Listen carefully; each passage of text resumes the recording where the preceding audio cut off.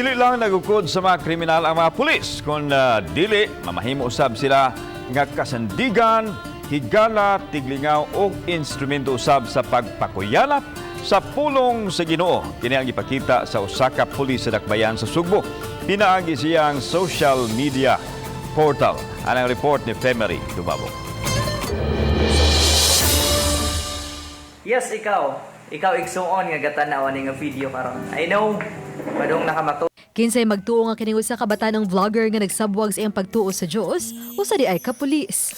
Siya di ay si Police Corporal Judicer Sabanal, 26 anyos, 5 ka tuig ng pulis ug nadestino karon sa Cebu City Police Office. Iyang gigamit ang social media aron ipakita nga ang pulis dili lang punisher batok sa mulapas sa balaod, apan kay bahusab nga mulingaw.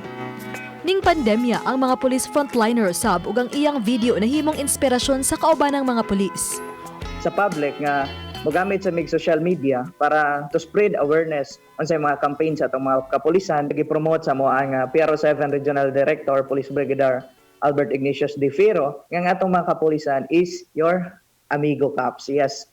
So, instead nga ipanghadlok mi sa mga bata. Uban sa mga videos, gipakita nga sagad usab nilang mga pulis maayo sa pagluto.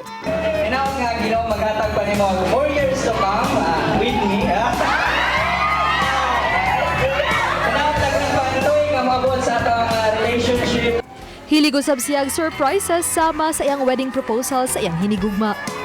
Og pipila sa ilang prank checkpoint, di ay nang hatag og regalo sa mga POJ driver.